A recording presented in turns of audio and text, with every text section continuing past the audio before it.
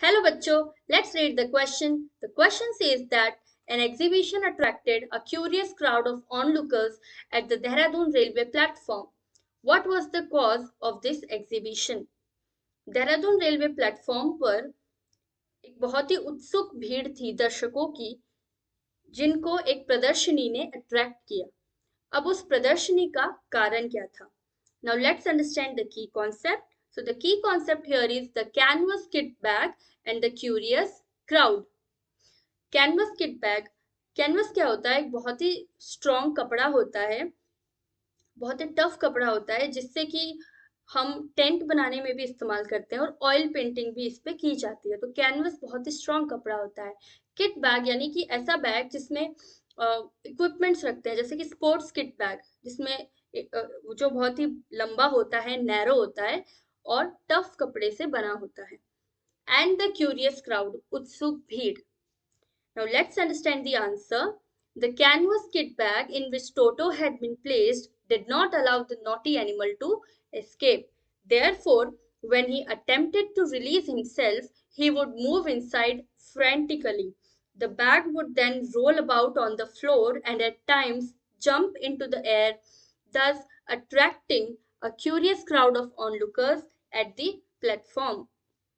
अब टोटो को कौन से बैग में प्लेस किया गया था? एक कैनवस किट बैग में, जिसका कपड़ा बहुत ही ज्यादा टफ था। तो उसको इसीलिए ऐसे बैग में रखा गया क्योंकि वो बहुत ही शैतान जानवर था, और ताकि वो उस बैग से भाग ना सके, एस्केप ना कर सके। अगर कोई पतले कपड़े का बैग होता तो वो तुरंत उसके कपड़े को काट के बाहर एस्केप कर जाता। तो वो बहुत ही टफ कपड़ा था, इसीलिए वो अटेम्प्ट करने लगा, तरीके निकालने लगा, बार बार प्रयास करता रहा कि मैं कैसे ना कैसे इस बैग से रिलीज हो जाऊं, आजाद हो जाऊं। और इसी चक्कर में वो बैग के अंदर फ्रेंटिकली मूव कर रहा था।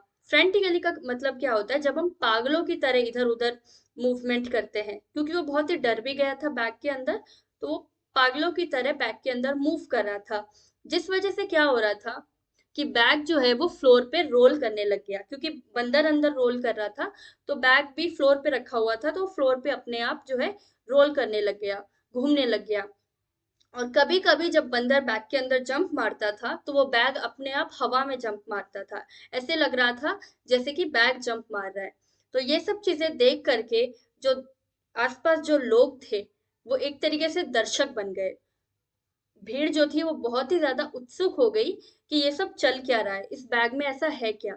तो प्लेटफॉर्म पे जितने भी ऑन लुकर्स थे, दर्शक थे, वो बहुत ही उत्सुक हो रहे थे उस बैग के बारे में जानने के लिए और उसे देखने के लिए। Hope you understood it well.